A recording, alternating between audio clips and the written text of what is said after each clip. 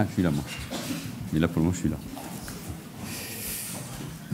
Mesdames, Messieurs les ministres, Mesdames, Messieurs, je viens de réunir plusieurs membres du gouvernement, mais qui ont travaillé déjà depuis plusieurs semaines, et bien travaillé, beaucoup consulté aussi. Je viens donc de réunir le gouvernement autour de deux questions déterminantes pour notre pays, la citoyenneté et l'égalité. Car la France, ne nous le cachons pas, fait face à un profond malaise social et démocratique. Je dis bien la France dans son ensemble, pas seulement dans les quartiers dits en difficulté, comme on les appelle trop rapidement. Ce malaise a été maintes fois noté, commenté, disséqué, analysé. Je suis, comme beaucoup ici d'ailleurs autour de moi, depuis longtemps, depuis 1989, l'élu de ces quartiers populaires, de ces villes. Je les connais bien. J'en suis toujours le conseiller municipal à Évry. J'y ai vécu pendant de nombreuses années. J'ai parlé récemment d'apartheid. C'est un mot choc et il a fait couler beaucoup d'encre. Et encore, je crois, ce matin. Ce mot, cette expression ont été, je crois, utiles car ils ont permis de traduire une réalité, ce sentiment de relégation dont souffrent beaucoup de nos concitoyens sur fond de difficultés économiques et de chômage de masse. Pour eux, la République est devenue souvent une illusion. Et à ce malaise social s'ajoute un malaise démocratique, une crise de valeurs. Défiance croissante des Français vis-à-vis des institutions, de leurs élus, société qui se divise avec la perte du sens de la vie en collectivité, de la communauté nationale, défis quotidiens lancés à l'autorité, celle des parents, des enseignants, des forces de l'ordre, violence, celle des actes, bien sûr, et celle des mots qui ne doit jamais être sous-estimée. Le racisme, l'antisémitisme, les actes anti-musulmans ou anti-chrétiens, l'intolérance, la haine de l'autre ne cessent d'augmenter. Ce sont des signaux incontestables que quelque chose ne va plus, que les interdits tombent, que des repères se brouillent. Il y a ce sentiment terrible aussi, ravageur, du deux poids, deux mesures, et qu'au fond, les efforts ne paient pas. Il y a aussi les discriminations, qui en fonction du nom, de la couleur de peau, de l'origine sociale, de l'adresse, vous empêchent d'accéder à un logement, à un emploi, à une formation. Il y a enfin ce principe fondamental de la laïcité qui est questionné, contesté. Et c'est alors, ne nous y trompons pas, tout le modèle républicain qui est menacé. Face à ce constat, certains avancent leurs solutions dangereuses car en rupture totale avec nos valeurs et notre modèle social. Oui, bien sûr, il faut changer, repenser radicalement nos façons d'agir, nos politiques publiques. C'est le message des Français, notamment ceux qui ont manifesté le 11 janvier, après les attentats que nous avons connus. Repenser aussi l'organisation de l'État sur le terrain. Mais la réponse, et là c'est une conviction qui est la nôtre, conviction ancrée et qui est attendue par les Français, la réponse est évidente. La République. Une République ferme et bienveillante. Une République forte et généreuse, qui affirme des principes, des règles, mais qui doit être aussi et d'abord une somme de réalisations concrètes. Nous prenons des mesures qui s'appliqueront très rapidement, mais notre effort doit aussi s'inscrire dans le temps long. Et nous devons cette vérité aux Français. Casser les logiques de la ségrégation avec une autre répartition de l'habitat. Transformer, faire évoluer les mentalités, les comportements, changer les pratiques de nos institutions, refonder l'école. C'est nécessairement un travail de longue haleine. ceux qui disent le contraire mentent aux Français. Il faut des moyens, certes, mais tout ne se réglera pas à coût de millions d'euros supplémentaires. Nous refusons cette facilité. Les défis sont bien plus grands. Et donc, il faut surtout de la volonté, de la détermination, de l'opiniâtreté et de la modestie, celle de l'artisan face à un chantier qu'il sait être majeur, enthousiasmant aussi, et exigeant surtout. Tous les acteurs de bon sens nous ont dit d'ailleurs, le problème, ce n'est pas tant les moyens, ils existent, que le fait que sur le terrain, les acteurs, les opérateurs, écoles, santé, justice, police, ne travaillent pas ensemble ou, si nous voulons être justes, ne travaillent pas suffisamment ensemble. Et c'est une terrible déperdition d'énergie. C'est la nouveauté, même si par le passé il y avait, avec la création de ce qu'on a appelé la politique de la ville, ce but. C'est la nouveauté de ce comité interministériel sur l'égalité et la citoyenneté, casser les carcans et les frontières administratives. Ce comité s'inscrit dans une démarche d'ensemble que nous souhaitons cohérente et ambitieuse et que le président de la République a appelée de ses vœux.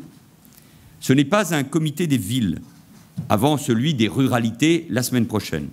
Ces deux comités, ces deux réunions, ce travail des ministres, ce sont un seul et même moment pour la France, pour ses territoires et pour les Français. Ce dont nous traitons aujourd'hui, l'égalité, la citoyenneté, ces sujets concernent l'ensemble du territoire. Personne ne doit être oublié. Mais ne nions pas pour autant les questionnements spécifiques aux territoires ruraux, périurbains, aux petites villes qui se sentent trop souvent oubliées et abandonnées. C'est pour cela qu'une nouvelle géographie de la politique de la ville a été mise en place. 1300 quartiers en métropole et 200 en outre-mer. Ce sont 700 communes au total qui sont concernées. Petites, moyennes ou grandes agglomérations. Les mesures sur lesquelles le gouvernement a travaillé aujourd'hui sont de 3 types. Un dossier de presse très complet vous a été distribué ou va l'être. Celles déjà annoncées au cours des dernières semaines, notamment par le président de la République et par plusieurs ministres. Parcours citoyen à l'école, réserve citoyenne, extension du service civique, action de groupe, création d'une agence de développement économique, etc., qu'il s'agit désormais de mettre en œuvre. Et puis des mesures complémentaires, des mesures fortes que nous avons arrêtées. Enfin, cette réunion a été l'occasion d'ouvrir des pistes de réflexion qui demandent à être approfondies. Des mesures ont été adoptées aujourd'hui. Je veux ici en détailler les principales, sans doute qu'avec vos questions, les ministres qui m'entourent y reviendront. Le logement. D'abord, en matière de logement, j'avais appelé cela la politique de peuplement. Depuis 30 ans, toutes nos politiques urbaines ont les mêmes objectifs. Améliorer le cadre de vie des habitants et faire plus de mixité sociale. Les résultats sont là, personne ne doit les nier. Visibles, tangibles. Sans ces politiques, la situation serait aujourd'hui bien pire. Les grands ensembles ont disparu, pour la plupart, et grâce à l'ANRU et l'effort financier consenti depuis 10 ans dans une continuité, l'urbanisme et l'architecture ont façonné de nouveaux paysages. L'effort se poursuit. 5 milliards d'euros seront affectés à de nouveaux programmes de rénovation. Le président de la République l'a annoncé il y a quelques semaines, générant 20 milliards d'investissements, de travaux. Mais nous allons accélérer ce mouvement et avancer de 2 ans, dès 2015-2016, une grande partie de ces projets, par un préfinancement de l'ordre de 1 milliard d'euros avec l'appui de la Caisse des dépôts. Des projets sont prêts, il faut qu'ils puissent très vite se traduire dans la réalité. Mais c'est un fait, dans le même mouvement, beaucoup de ces quartiers ont concentré les difficultés sociales. Et il est là l'échec. Malgré cette rénovation urbaine, la volonté de mettre du beau dans nos quartiers, et nous allons continuer, la ségrégation, ce sentiment de relégation, existe toujours. Et À la veille de rendre un hommage à Claude Dillain, ancien maire de Clichy-sous-Bois, cette évidence nous paraît à tous devoir être soulignée. Il faut donc casser ces logiques d'enfermement et de ségrégation. Il ne peut plus y avoir des villes qui concentrent tous les logements sociaux et d'autres qui, par égoïsme, les refusent.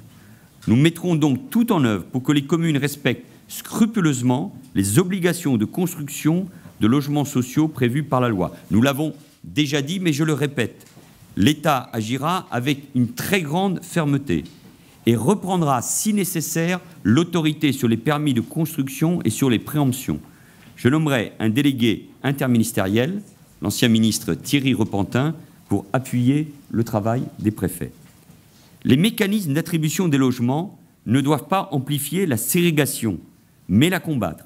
Et arrêtons de rajouter de la pauvreté à la pauvreté. C'est l'attente des maires des villes les plus populaires et parfois les plus pauvres. Et je pense au président de l'Agence nationale de la rénovation urbaine qui s'est beaucoup exprimé, qui a formulé des propositions, le maire de Sarcelles, François Pupponi.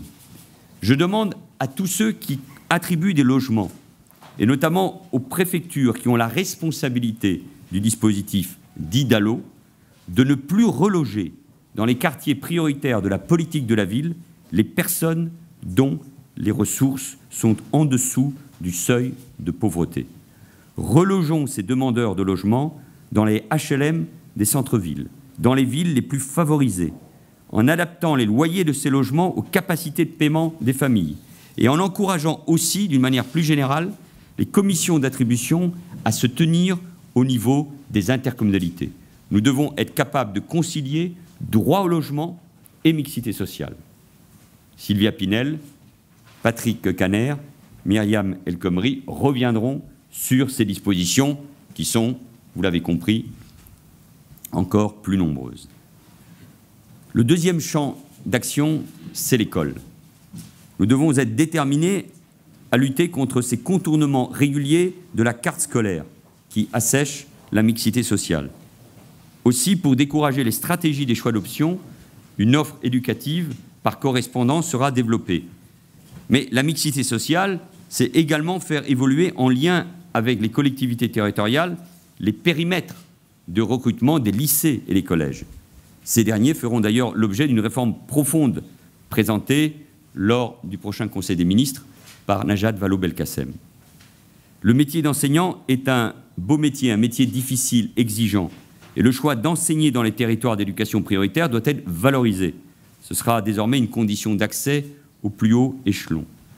Tout ceci est fait dans un seul objectif, donner à tous les enfants de la République sans distinction les moyens de réussir. Et cela doit aussi passer par la mobilisation de tous, les familles d'abord, que nous devons soutenir. Je pense aux familles monoparentales, pas seulement, mais à celles-ci en particulier, c'est-à-dire souvent une femme qui élève seule ses enfants. Soutenir et non pas assister, puisque nous voulons faire vivre pleinement ce beau mot de solidarité. C'est ce qu'elles veulent, être soutenues pour ne pas tomber. Cela passe par une présence des services publics, notamment ceux de la santé. La ministre de l'Éducation reviendra sans doute dans un instant sur les enjeux de l'école. La santé. Le gouvernement a fixé l'objectif de 1000 maisons et centres de santé en 2017 contre 600 aujourd'hui. C'est une réponse particulièrement adaptée aux besoins de prévention. Tous les professionnels, médecins, infirmiers, sages-femmes, psychologues, se coordonnent pour prendre en charge les patients sans que ceux-ci courent d'un endroit à l'autre. C'est aussi ceux qui incitent les jeunes médecins à s'installer. Les agences régionales de santé, par le dialogue avec les élus locaux, soutiendront particulièrement la création de ces maisons. Parler d'égalité, de citoyenneté, c'est prendre pleinement les mesures adaptées pour lutter contre les discriminations.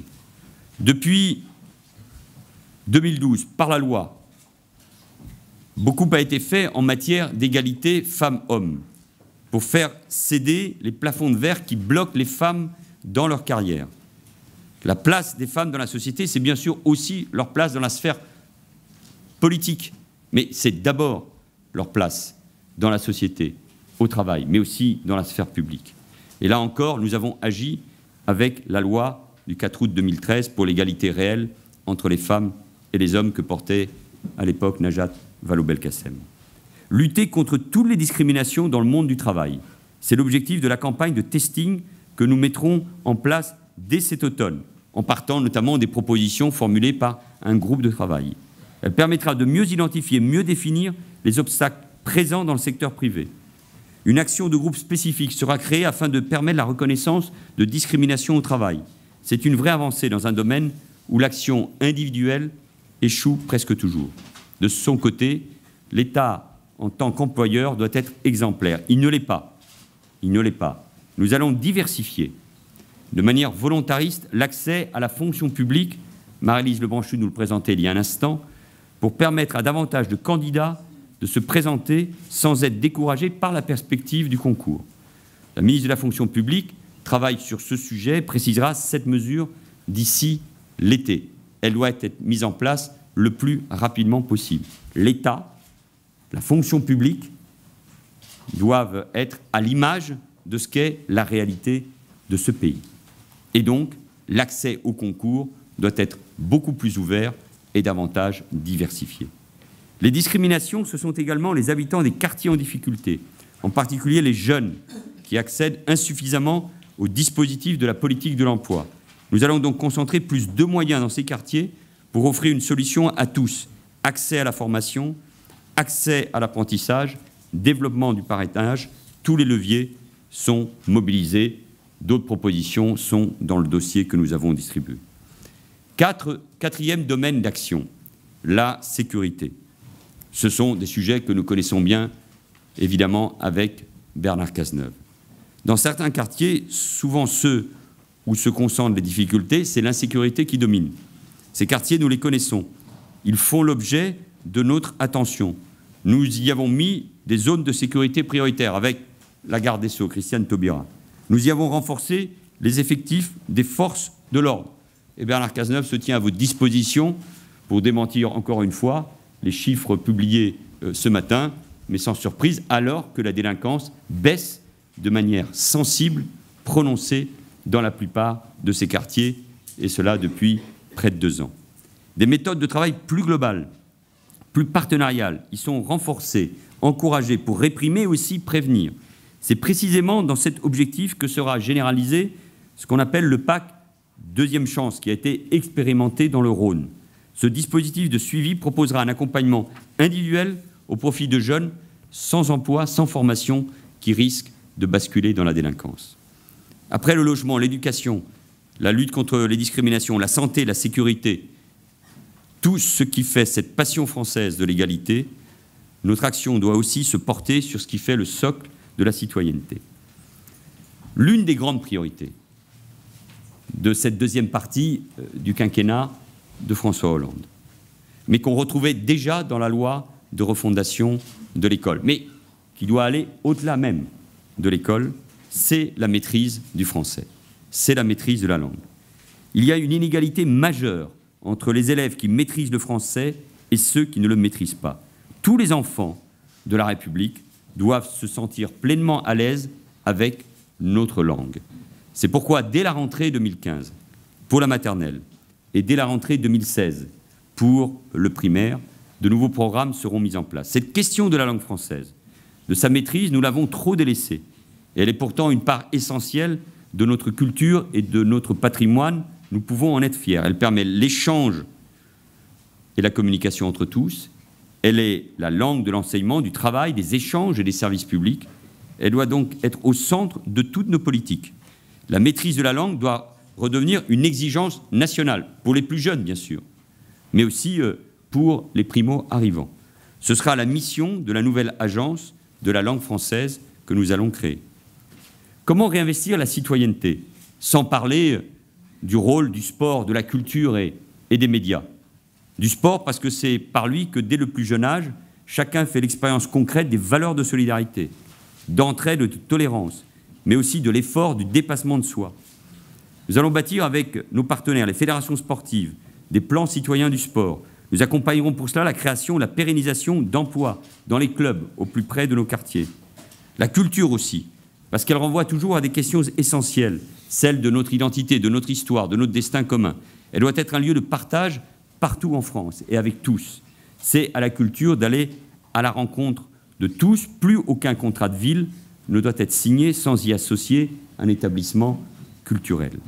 La culture, c'est le miroir de notre société, celui dans lequel chacun doit pouvoir se regarder, se reconnaître. C'est dire la responsabilité de tous les médias, et notamment des grands médias, qui doivent s'interroger sur l'image qu'ils donnent de la société française. C'est pour cela que nous devons soutenir aussi les initiatives des médias de proximité. Ils ont un rôle essentiel dans la construction du débat démocratique. Ils sont un outil puissant de participation également à notre vie civique. Enfin, et surtout, la laïcité. Il faut l'appliquer sans relâche, avec pédagogie et patience, mais aussi beaucoup de détermination. Ce n'est plus une question de loi. La loi, elle existe. Elle a été votée dès 1905. C'est une question de mise en œuvre. Cela commence une nouvelle fois par l'école, en formant mieux les enseignants. Cela se poursuit dans les services publics. Le statut des fonctionnaires doit réaffirmer clairement que la laïcité, c'est-à-dire l'obligation de neutralité, est un principe essentiel de la fonction publique. Cela va au-delà également dans le respect des lois et du droit existant. Dans le monde du travail, dans l'entreprise, des questions se posent. Et je souhaite qu'une démarche s'engage avec les partenaires sociaux et les organisations professionnelles. Des référents, des experts existent.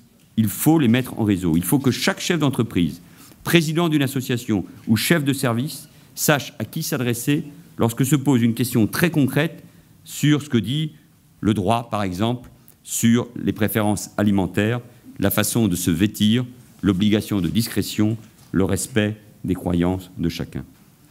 Mesdames, Messieurs, il y a dans les territoires français un mouvement, un dynamisme, une énergie qui ne demande qu'à être libérée. Il y a une société civile qui s'investit. Il y a des jeunes, pas seulement des jeunes, mais il y a beaucoup de jeunes qui voudraient s'engager. Il y a aussi des entrepreneurs visionnaires, ceux d'aujourd'hui, ceux de demain. Ces énergies, nous les connaissons bien. Et parce que je suis un élu, je vous le disais, de ces quartiers populaires, nous devons leur donner les moyens de s'exprimer, d'accompagner cet esprit d'innovation et d'initiative. Il contribue aussi à notre dynamisme économique et je demande une nouvelle fois à toutes les grandes entreprises, à toutes les grandes organisations, commencez par le MEDEF, de s'investir pleinement et encore davantage dans ces quartiers. Nous y veillerons notamment avec Emmanuel Macron. Pour cela, il faut changer nos pratiques, rompre avec cette vision paternaliste qui empêche les projets de se construire. Il faut ouvrir ces quartiers, créer de nouvelles mobilités, provoquer une effervescence entrepreneuriale, économique. Dans ces quartiers, il y a une énergie qui ne demande qu'à trouver, au fond, une main qui permette d'aller de l'avant. C'est à cela que servira l'Agence de développement économique des territoires qui concernera tous les territoires en difficulté, urbains, périurbains ou ruraux. Et nous devons rendre notre société plus transverse, plus transversale, plus horizontale. Et de ce point de vue-là, le numérique, et c'est tout le travail qui a été mené par Emmanuel Macron et Axel Lemaire, est un formidable atout pour cela. C'est d'abord un domaine créateur d'emplois, où les diplômes sont moins déterminants qu'ailleurs. Pour développer les compétences, nous allons créer une grande école du numérique, un grand réseau de petits acteurs locaux qui proposeront des formations courtes, intensives et innovantes, notamment pour les publics les plus éloignés de l'emploi. La proposition avait déjà été faite. Nous utiliserons aussi le numérique pour que les habitants deviennent encore plus acteurs de la vie de leur quartier, parce que le numérique est un outil au service de la citoyenneté. Et nous savons que dans ce monde horizontal, là où en plus les grands médias, où la parole publique sont peu entendues, le numérique est incontestablement ce moyen, non seulement de faire passer des messages, mais de mobiliser. Mais l'engagement, l'entraide, l'innovation, c'est aussi le monde associatif. J'ai déjà parlé du mouvement sportif. Le mouvement associatif participe du lien social. Et je pense à toutes ces associations, à tous ces bénévoles qui agissent au quotidien, mais qui sont face à de nombreuses difficultés juridiques, administratives et bien sûr budgétaires. Il faut, et je reprends l'expression de Patrick Kanner, un New Deal, un nouveau contrat avec le mouvement associatif. Nous mobiliserons 100 millions d'euros supplémentaires en faveur des associations. 100 millions qui avaient été supprimés avant 2012.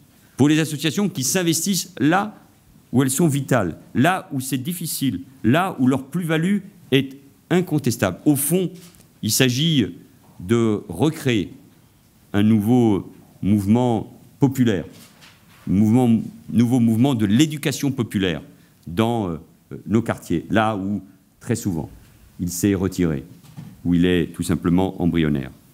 Je viens de vous présenter à la fois les grands axes, les valeurs, la philosophie qui vont s'appliquer à court ou moyen terme.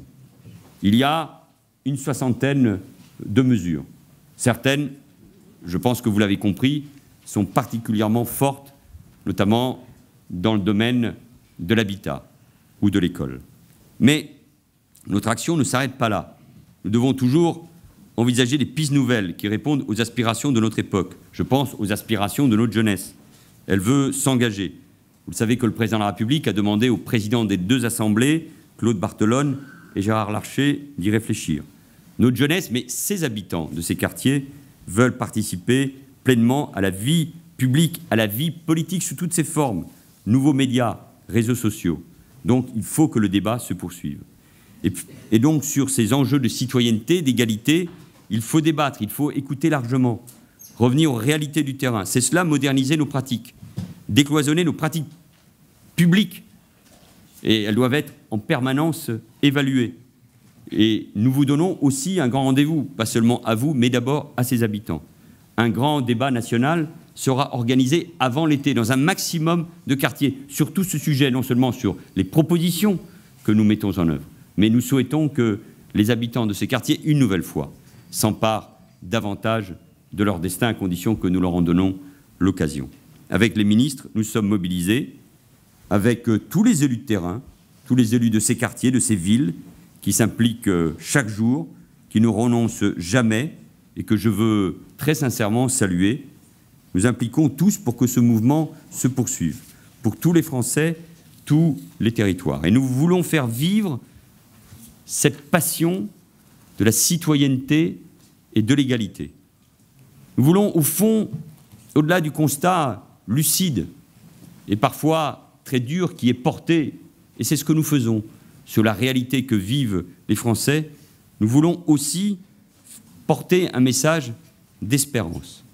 Dans ces quartiers, les habitants, quel que soit leur âge, quelles que soient leurs origines, et qui respectent, pour l'immense majorité, les droits et devoirs de la République, attendent du respect et aspirent à de la considération. Et au fond, ils attendent de nous un message de confiance.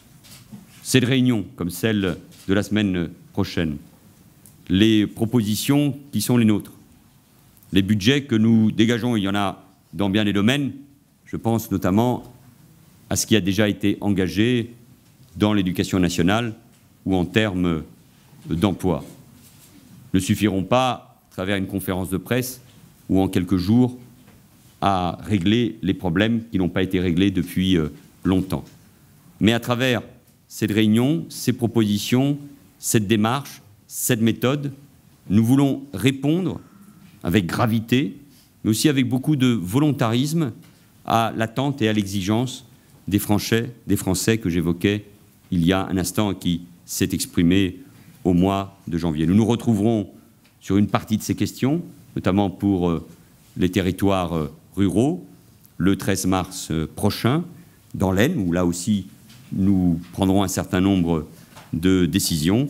Mais cette passion de l'égalité et de la citoyenneté, cette espérance, cette confiance, nous voulons d'ores et déjà la transmettre. Nous sommes disponibles avec les ministres ici présents pour répondre, bien sûr, à vos questions au-delà du document. Je l'aperçois que vous avez bien dans les mains. Oui. Oui, Guy Lemay pour la lettre Habitat et collectivité locale. Vous avez commencé votre présentation, Monsieur le Premier ministre, en évoquant le terme d'apartheid qui avait fait, vous l'avez rappelé, couler beaucoup d'encre. À cette occasion, il y a eu une controverse sur les statistiques ethniques. Je ne vois pas que vous les abordiez. Donc, quel est le point de vue du gouvernement sur ce sujet? Et, sous question, à un moment où tout particulièrement l'appareil statistique public est mis en cause, lui-même d'ailleurs a reconnu qu'il avait oublié presque 300 000 logements ces dernières années dans son radar. La question des statistiques d'une manière générale, sujet que nous connaissons bien au ministère de l'Intérieur, au ministère de la Justice, doivent être abordées avec un très grand professionnalisme, beaucoup de méthodes, et avec des autorités par ailleurs indépendantes, pour avoir à chaque fois les bons chiffres. La question des statistiques ethniques est toujours très compliquée. D'abord, elles se heurtent, quand on les aborde ainsi, à nos conceptions, à nos valeurs, et aux principes déjà énoncés par le Conseil constitutionnel. Ce sont des débats qui sont ouverts. L'une des ministres nous rappelait tout à l'heure que sans des statistiques précises sur la question des sexes, jamais nous n'aurions pu avancer dans cette lutte qui est loin d'être terminée pour l'égalité entre les femmes et les hommes. Le gouvernement, avec les spécialistes, les experts, les sociologues, les géographes, est prêt à avancer sur toute réflexion qui reste dans un cadre constitutionnel. Le Parlement a déjà beaucoup travaillé sur ces sujets-là, mais sur le fait d'avoir davantage d'outils qui nous permettent de mieux lutter contre les discriminations, je pense qu'il faudra de toute façon avancer. Bonjour, Sylvia Zappi du Monde. Depuis plusieurs semaines, plusieurs mois, les élus de banlieue réclament que les familles qui relèvent du DALO ne soient plus envoyées systématiquement dans les quartiers prioritaires. Vous n'avez pas retenu vraiment cette...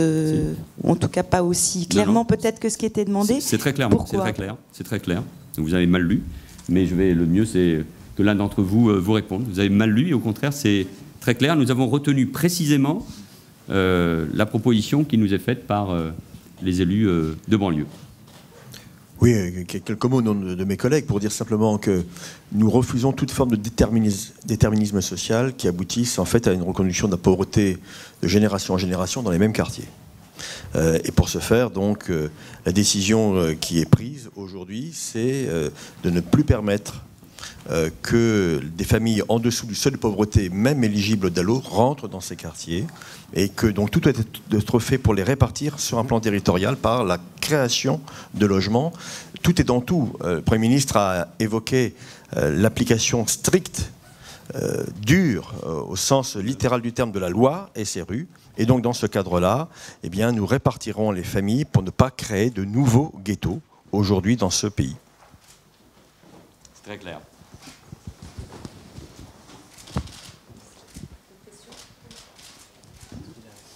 Pascal Bouchard, tout éduque. Je vois dans une mesure étendre le programme de réussite éducative dans les zones, enfin dans les établissements REP et REP+, c'est-à-dire dans les collèges et dans les lycées. Pour moi, les programmes de réussite éducative qui viennent du projet Borloo n'étaient pas liés, étaient plutôt en dehors de l'école. Est-ce qu'ils vont entrer dans l'école ? Les programmes de réussite éducative sont faits avec les équipes enseignantes c'est eux-mêmes qui orientent les jeunes vers ce suivi individualisé. Ils en sont membres et ils sont mis en place dès la maternelle, primaire et collège.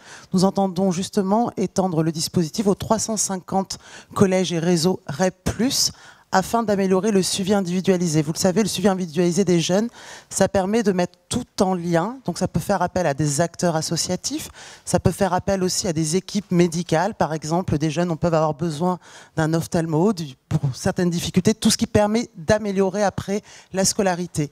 Mais la réussite éducative a prouvé des vrais bons résultats et ça permet aussi de faire un contrat avec les familles autour de la scolarité de l'enfant. Donc l'enjeu, un dispositif qui est partenarial, qui marche, qui est demandé par les élus, nous souhaitons le généraliser dans l'ensemble des 350 REP+.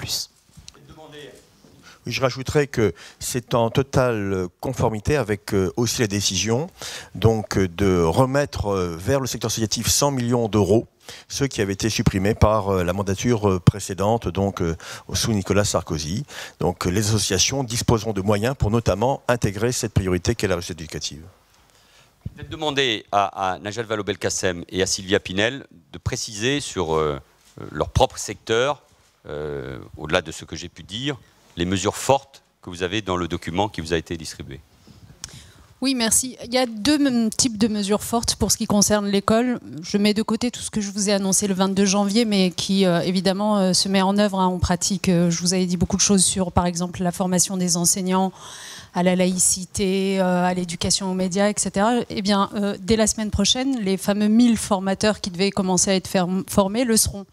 Je vous avais parlé de réserves citoyennes pour venir en appui aux établissements scolaires, donc des volontaires qui viennent parler aux élèves, aider les enseignants.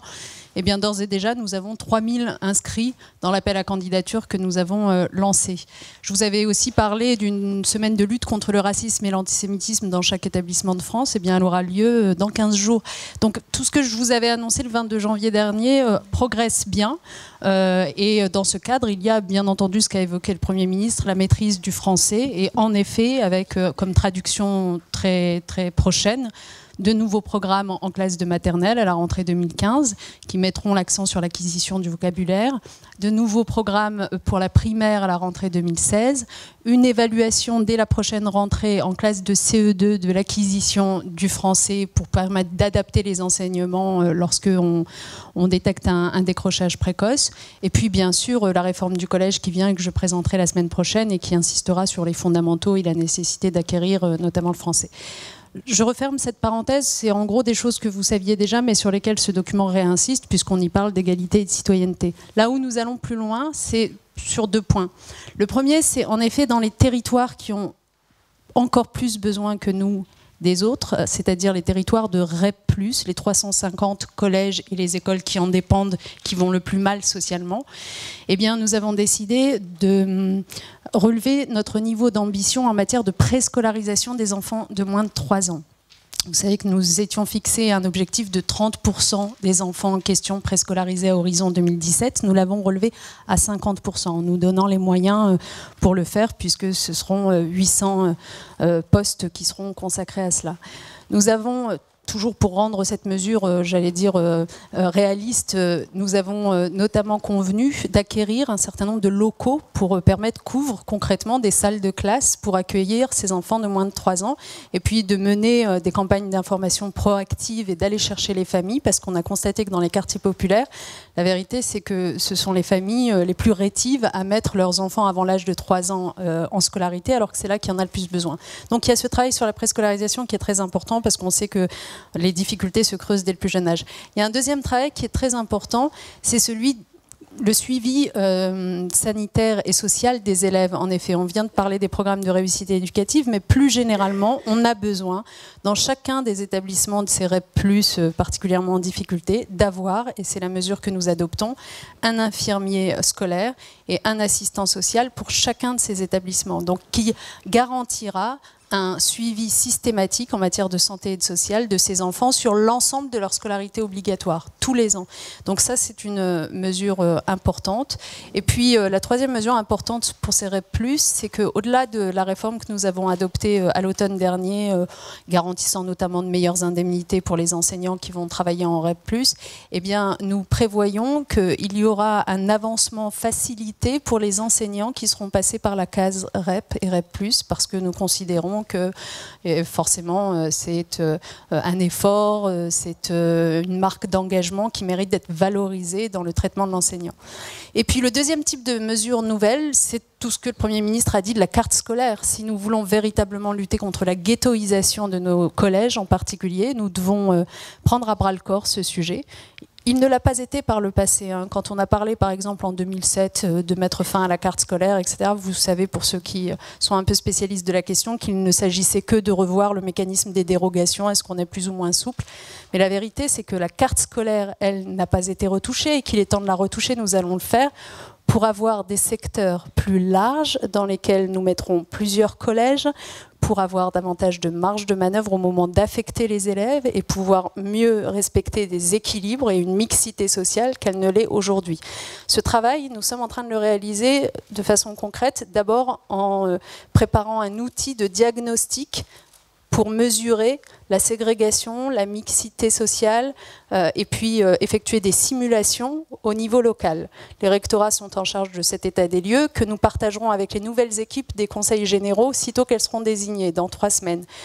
Sur la base de ce diagnostic partagé, Nous sommes en train de constituer un comité de pilotage qui associe des scientifiques. J'insiste là-dessus, pardon, je suis un peu longue, mais c'est pour vous dire que ça n'est pas une mesure idéologique ou plaquée d'en haut.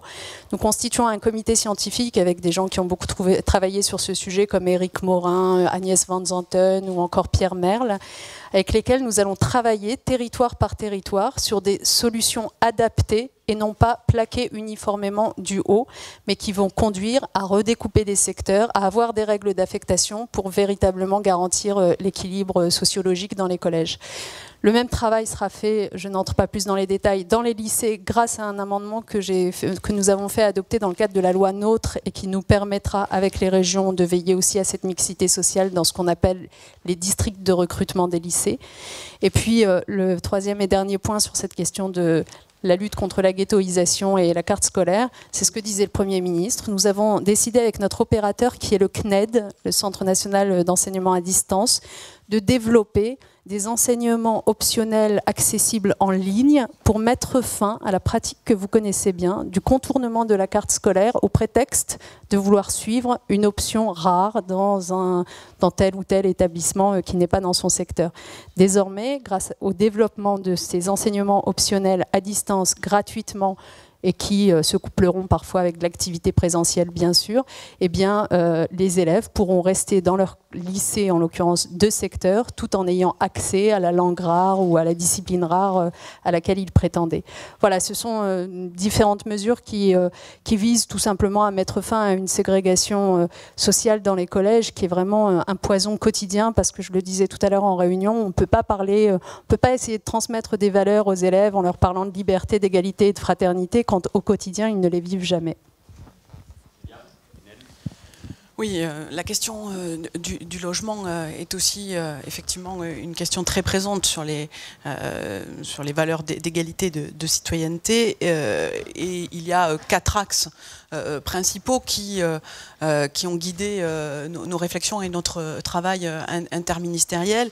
C'est d'abord la répartition dans du parc social sur les différents territoires, avec d'abord la nécessité de produire des logements sociaux, là où il existe des besoins en fonction des attentes de la population, avec un objectif qui est celui de renforcer la loi SRU au niveau national et régional, en confiant désormais les arrêtés de carence aux préfets de région, avec la nomination prochaine de Thierry Repentin, qui sera chargé de suivre la mise en œuvre de la loi SRU et qui modifiera ainsi la commission nationale de la loi SRU, et puis une publication des listes des communes carencées pour les inciter à devenir vertueuses, et des instructions précises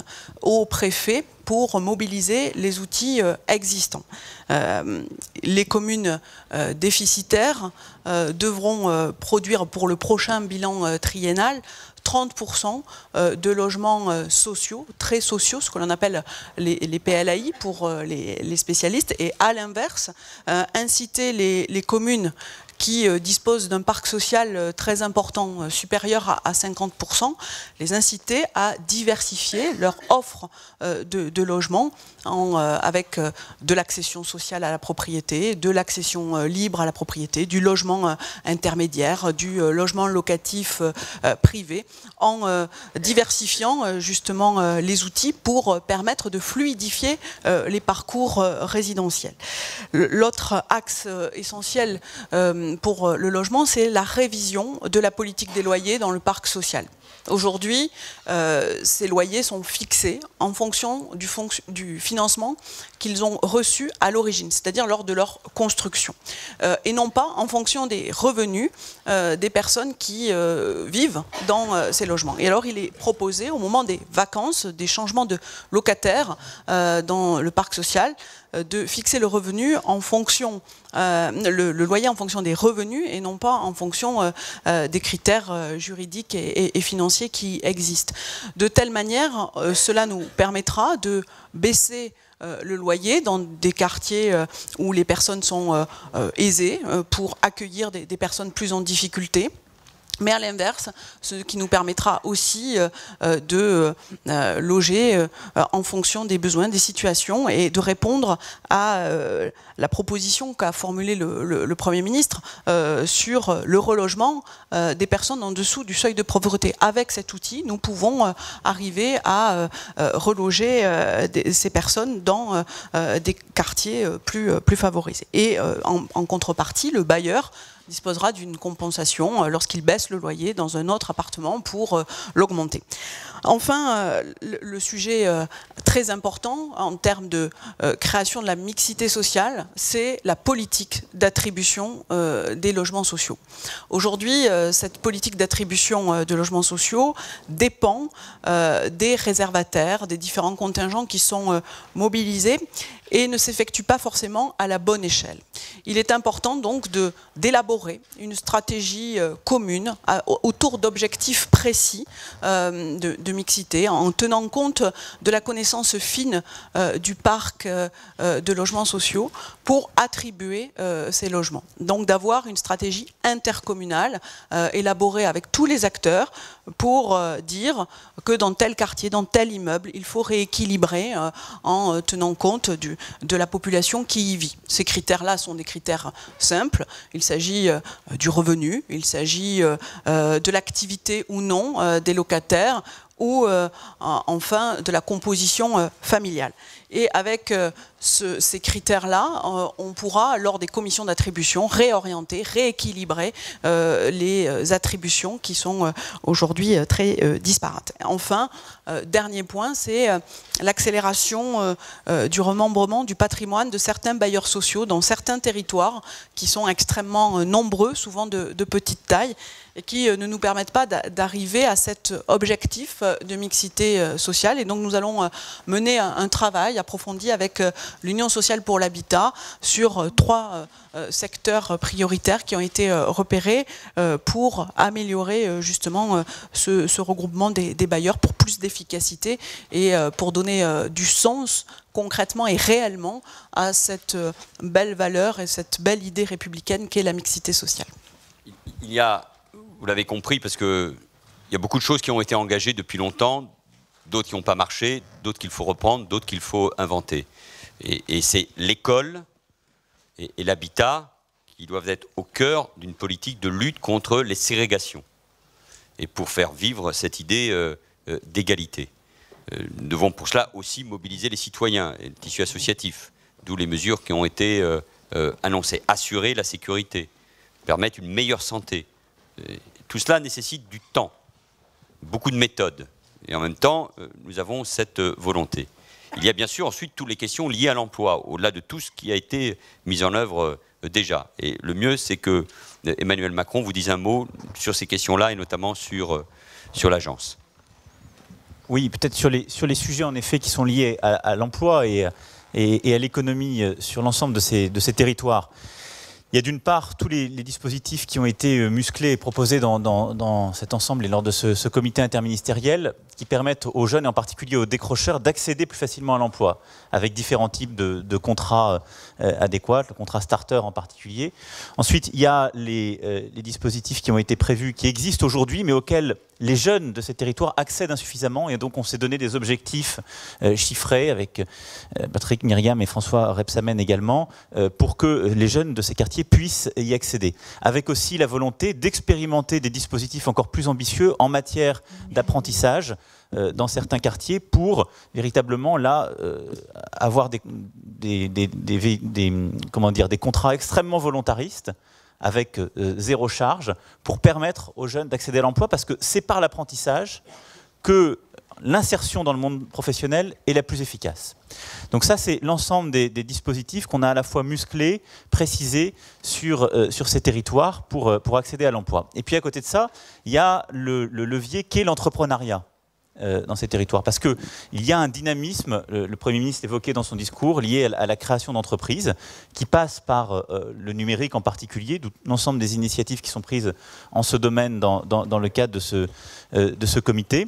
Et il y a la volonté de favoriser la création d'entreprises. Et c'est l'objectif de l'Agence de développement économique pour les territoires qu'a annoncé lors de sa conférence de presse le président de la République. L'objectif de cette agence, ça n'est pas de recréer une espèce de superstructure ou de vouloir recréer des compétences étatiques à l'heure en particulier où on cherche à clarifier les compétences entre l'État et la région, mais plutôt de rationaliser l'ensemble des dispositifs qui existent sur les territoires, qui sont publics, privés, parfois publics-privés, et qui aident à la création d'entreprises. La Caisse des dépôts a aidé beaucoup de ces initiatives. Elles ont émaillé notre territoire durant ces dernières années. Et donc là, il y a un besoin de guichet unique. Encore une fois, pour faire plus simple, pour permettre de créer son entreprise plus vite, pour aider ces jeunes à l'entrepreneuriat plus facilement.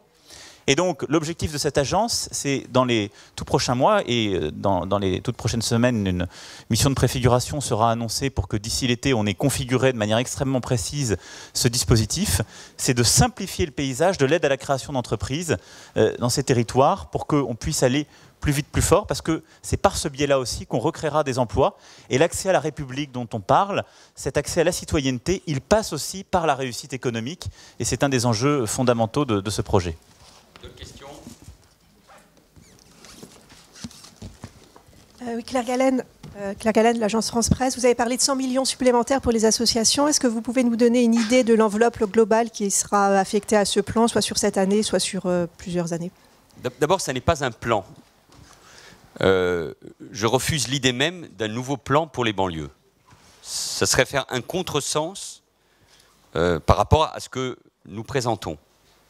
Encore une fois, j'ai bien lu ou entendu ceux qui considèrent que la réponse, ou la seule réponse, aux maux de notre société et aux défis dans ces quartiers, ça serait soit rajouter des milliards supplémentaires, soit accorder le droit de vote aux résidents étrangers non européens. Ce qui est d'ailleurs aujourd'hui, pour des raisons constitutionnelles et politiques, vous le savez, impossible, au-delà de la volonté qui nous anime sur ce sujet-là. Si c'est ça la réponse, on passe à côté de l'essentiel. Et si on n'a pas compris que tout se joue dans la mobilisation citoyenne, à travers l'emploi, bien sûr, et puis avec l'école et le logement, bien sûr, nous accélérons les programmes de l'ANRU, bien entendu avec un certain nombre de conditions, avec cette belle idée de recréer un mouvement d'éducation populaire, mais ça mettra du temps, on n'invente pas ça en quelques jours, dans nos quartiers, là où il n'y a plus d'associations, où il n'y a plus d'associations de locataires, où les associations sportives sont en très grande difficulté. Donc, il faut du temps, mais ça n'est pas un nouveau programme pour les banlieues. Encore pire, un nouveau plan Marshall pour nos quartiers. Et je peux vous faire tous les noms qui ont été utilisés depuis des années. Alors, il y a des moyens qui ont été engagés déjà. François Rebsamen nous le rappelait déjà pour ce qui concerne l'emploi. Prenons uniquement la poursuite des emplois d'avenir, il y a là des moyens supplémentaires. Ce qui a été mis en œuvre et qui continuera à l'être dans les zones de sécurité prioritaire, ce sont des moyens qui sont déjà engagés dans le budget de l'État. 100 millions, oui, pour les associations. Si on regarde les mesures qui sont annoncées aujourd'hui, on est sans doute sur les 3 ans qui viennent autour d'1 milliard d'euros, parce que je veux être transparent avec vous. Il faut y rajouter les mesures d'emploi, il faut y rajouter les mesures dans le domaine de l'école, il faut y rajouter les mesures, même si c'est à travers un prêt de la Caisse des dépôts, le milliard qui nous permettra d'aller plus vite. Voilà, mais nous, à ce stade, nous ne voulons pas retenir ces chiffres. Ils existent et ils sont engagés. Mais la réponse à l'attente des Français, à l'exigence du message du 11 janvier, c'est un plan d'ensemble autour de cette idée d'égalité, de citoyenneté, de cette France que nous voulons plus juste. Ce sont aussi les mesures que nous allons annoncer vendredi prochain. C'est au fond un véritable projet de société que nous voulons décliner. Il ne peut pas se résumer à quelques centaines de millions d'euros, même s'ils sont nécessaires, ou à telle ou telle mesure. C'est cet ensemble, cette volonté de décloisonnement que nous voulons pleinement faire vivre. Il y aura ceux qui trouveront que c'est un catalogue, ceux qui seront déçus. Non, c'est pour cela que nous voulons aussi mobiliser de nouveau les citoyens, parce que sans eux, ça sera difficile d'aller jusqu'au bout de nos objectifs. Mais c'est avec beaucoup de respect, de confiance, de considération que nous voulons avancer, et en tout cas redonner confiance. Oui ? Monsieur le Premier ministre, Jacques Vautrin de François, dans le dispositif que vous allez déployer, est-ce que vous avez prévu des mesures spécifiques pour l'outre-mer, pour les outre-mer? Nous étions en effet au comité avec Georges Paul-Langevin. Il y a à la fois dans le nouveau programme de rénovation urbaine près de 450 millions d'euros qui sont mis pour les territoires d'outre-mer. C'est 450 millions d'euros sur 5 milliards. C'est autant qu'il y avait eu sur 12 milliards pour le premier programme. Donc c'est une vraie volonté pour les 200 quartiers de la politique de la ville qui sont en outre-mer. Et puis également, nous avons réfléchi à mobiliser aussi d'autres formes de réhabilitation en termes de logement dans le cadre de tous ces programmes s'agissant de l'outre-mer. Et puis dans le cadre des contrats de ville, vous le savez, l'outre-mer bénéficiera de moyens supplémentaires dans le cadre des enveloppes des préfets au titre de la nouvelle géographie prioritaire qui est aujourd'hui sur les territoires d'outre-mer. C'est extrêmement important parce qu'il y a aussi beaucoup de sujets d'habitat privé dégradé en outre-mer et il convient à la fois en mobilisant le tissu associatif, également en mobilisant les activités économiques, et je crois que les formations que nous souhaitons développer, les fabriques du numérique sur l'ensemble du territoire, bénéficieront aussi à plein au territoire outre-mer. Excellente transition pour que Axel Lemaire vous dise un mot sur cette priorité au numérique qui est pour nous, s'il faut retenir aussi un élément pour l'avenir, c'est bien cette priorité-là. Oui, avec plaisir. On a intitulé le dispositif qui comprend plusieurs mesures en matière de numérique. La République numérique prend ses quartiers. Aujourd'hui, le numérique est une composante essentielle, naturelle des jeunes de France. Mais pour autant, être connecté ne signifie pas être intégré. Donc il s'agit désormais de compter et d'exploiter ce potentiel extraordinaire qui existe en particulier dans les quartiers et chez les jeunes des quartiers pour répondre à une double attente, celle des entreprises du secteur numérique qui sont créatrices d'emplois aujourd'hui et qui ne trouvent pas à pourvoir l'ensemble des emplois proposés, et puis des demandes très fortes du côté de la jeunesse, et en particulier de ceux qu'on appelle de manière trop péjorative les ninis, qui ne sont ni dans l'emploi, ni dans la qualification. Nous avons donc décidé de mettre en place cette grande école du numérique qui en réalité n'est pas une nouvelle grande institution qui serait élitiste, mais qui est plutôt une école grande du numérique qui va se déployer sur l'ensemble des territoires en s'appuyant sur des initiatives issues du monde associatif, du monde universitaire, du monde de la formation professionnelle qui existent déjà. Je pense par exemple à Simplon, à Web Academy, à Webforce 3, qui utilisent des méthodes pédagogiques innovantes, qui proposent des formations de courte durée, qui vont de 3 à 24 mois, et qu'il faut désormais légitimer pleinement grâce à un processus de labellisation. Cette action donc se fera sous 3 volets. D'abord, labelliser un ensemble de formations par second volet, la création d'une structure, notamment grâce à des préfigurateurs. Ils seront au nombre de 3 qui recevront très bientôt une lettre de mission et rendront leurs propositions à partir du mois de mai.